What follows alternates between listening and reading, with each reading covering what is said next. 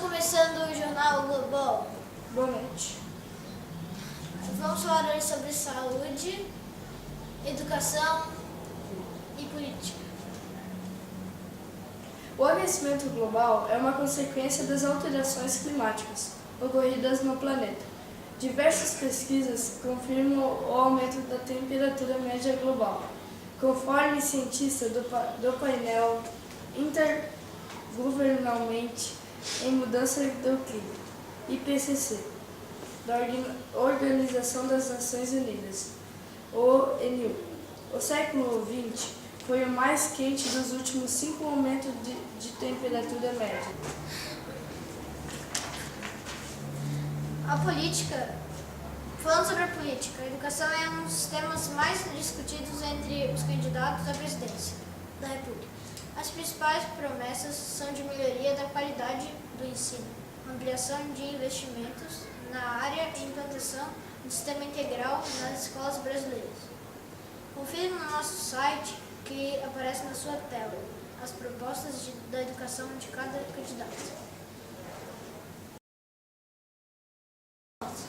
Segundo o OMC, de um total de 4.784 casos. Segundo um balanço anunciado na sexta-feira pela diretora da Organização Mundial da Saúde, Margaret Chan, os países mais afetados pelo ebola são Guiné, Libéria e Serra Leoa.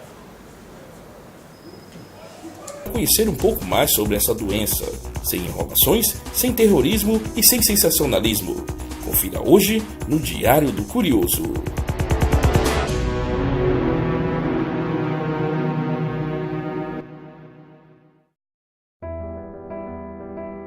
O ebola surgiu em 1976.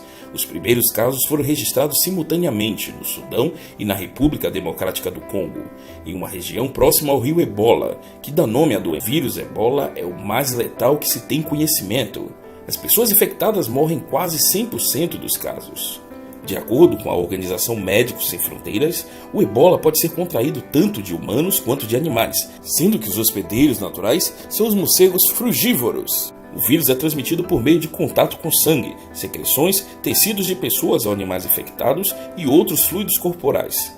Para você ter uma ideia, cabem cerca de 1000 ebola numa única gota de sangue. Mas quais os sintomas e por que essa doença é tão mortal? O vírus ebola é devastador. Tudo começa com fraqueza, dores musculares, dores de cabeça e inflamação na garganta, muito parecido com uma virose qualquer. Logo depois, estes sintomas evoluem para vômito, diarreia, coceiras e deficiências nas funções hepáticas e renais.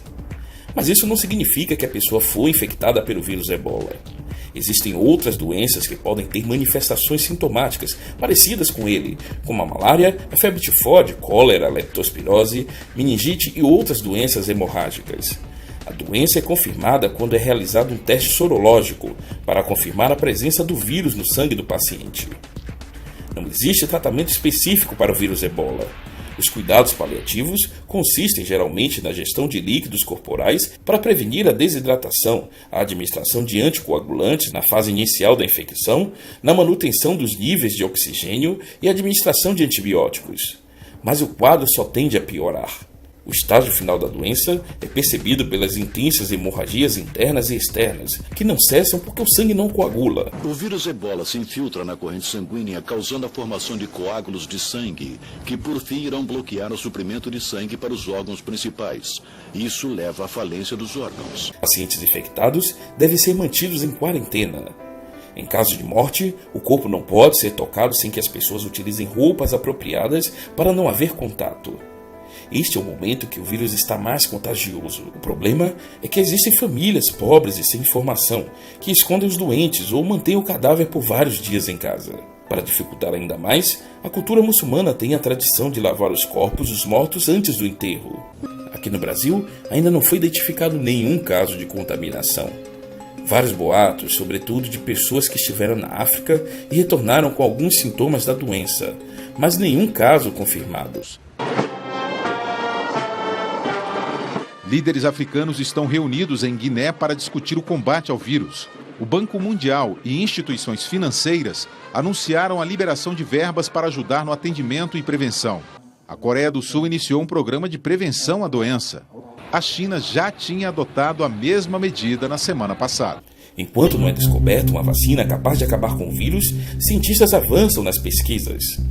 Vários medicamentos antivirais e vacinas experimentais estão sendo preparados como resposta inicial à epidemia. Nenhum deles, entretanto, foi homologado para tratar especificamente o ebola. Um coquetel já foi testado com algum sucesso em pacientes infectados com o vírus. O Zemap é uma combinação de 3 anticorpos, em parte derivados do tabaco. Este medicamento foi utilizado para tratar pelo menos 7 pessoas. 2 africanos ficaram curados, um padre espanhol e um médico liberiano morreram.